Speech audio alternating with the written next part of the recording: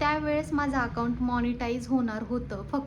Hello, नमस्कार, welcome back to my YouTube channel. तर आज तुमचं सगळ्यांचं माझ्या व्हिडिओमध्ये स्वागत आहे.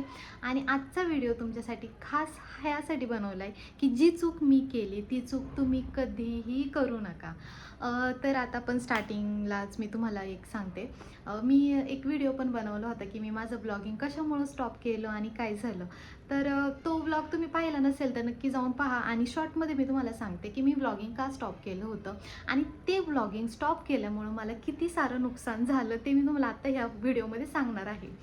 तर ज्यावेळेस आहे ना म्हणजे मी यूट्यूबला आहे ना खूप मेहनत करत होते. आणि ना मला आता म्हणजे असं झालं की नाही, आता यूट्यूबमध्ये करायचं आहे ना, करायचंच आहे. आणि तर वृंदा उठली होती त्याच्यामुळे मला व्हिडिओ थोडा वेळ स्टॉप करावा लागला.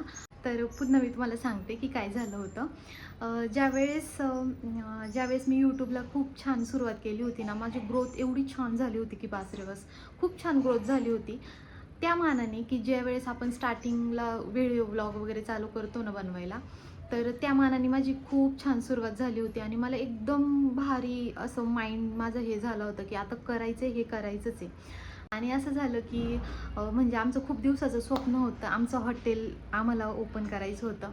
आणि आमच्या हॉटेलच्या ओपनिंगसाठी आम्ही खूप कष्ट घेतले, खूप म्हणजे खूप. आणि त्यावेळेस आहे ना हॉटेलचं ओपनिंग वगैरे केलं आम्ही ना एवढी शून्यातून सुरुवात केली ना, त्याच्यामुळं जाऊ दे, विषय आपला भरकटला. मी तुम्हाला आता आहे ना ह्या विषयावरती आपण नंतर बोलूया की कशी सुरुवात झाली, कसं शून्यातून आम्ही उभं केलं काय ते. तर हा जो विषय ना हा आपण बाजूला ठेवूया सध्या. आणि आपला जो मेन पॉईंट आहे ना त्यावरती आपण फोकस करूया की माझी चूक कुठे झाली. तर ज्यावेळेस मी ब्लॉगिंग करत होते ना आणि आमच्या हॉटेलचं ओपनिंग केलं, मी जॉब पण करत होते. मग असं झालं की जॉब, घर आणि त्याच हॉटेलच्या ओपनिंगच्या दुसऱ्या महिन्यामध्ये मला असं समजलं की मी प्रेग्नेंट आहे. त्याच्यामुळे मला ना कुठेतरी असं झालं की मला टाईमच भेटत नव्हतं ब्लॉगिंग करायला. बरं ब्लॉगिंग करू शकते मी, पण व्हिडिओ एडिटिंग कसं करू, व्हिडिओ एडिटिंगला तर टाईम लागतो, व्हिडिओ एडिटिंगचं मग कसं करायचं, ह्या विचाराने मग मी ब्लॉगिंग स्टॉप केलं. त्यावेळेस माझं अकाउंट मॉनिटाईज होणार होतं, फक्त माझे 350 आवर्स बाकी होते मॉनिटायझेशन व्हायला. म्हणजे विचार करा तुम्ही, एवढी सारी मेहनत, हे सोपं नाही आहे. फक्त 350 आवर्स आणि त्यावेळेस क्रायटेरिया होता की 4000 आवर्स आपल्याला कंप्लीट करायचे. आणि 350 आवर्स माझे असेच कंप्लीट झाले असते. पण माझी चूक कुठे झाली की मी काय विचार केला की मला एडिटिंगला टाईम नाही भेटायचा, मला ब्लॉगिंग मी कसं करू, मला एवढा कामाचा लोड आला आहे, एवढ्या सगळ्या गोष्टींमधून मला जमेल का व्हिडिओ वगैरे एडिटिंग करायला, व्हिडिओ पोस्ट करायला. कारण की बऱ्याचशा गोष्टी होत्या. असं वाटलं.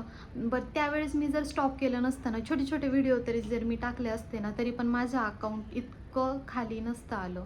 सबस्क्रायबर त्यावेळेस खूप पटापट वाढत होते आणि आता खूप कमी कमी कमी वाढतात. 1-2 आठवड्यातून 2-3 वाढतात.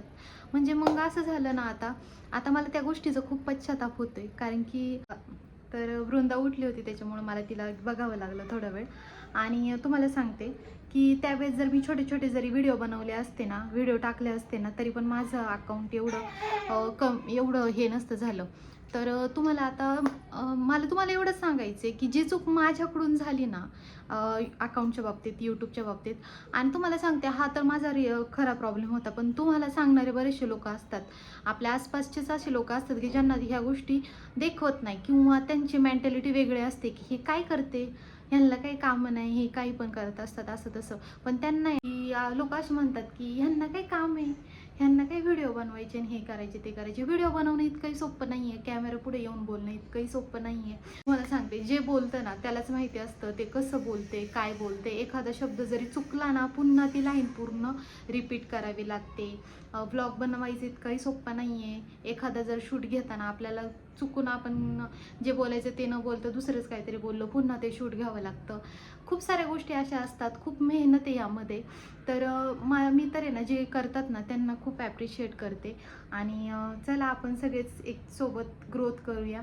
आणि ठीक आहे ना, एवढं छान प्लॅटफॉर्म आहे आपल्याला, का आपण करायचं नाही. मला तरी असं वाटतं की आता माझं काय झालं, मला माझ्या वृंदामुळे जॉब सोडावा लागला.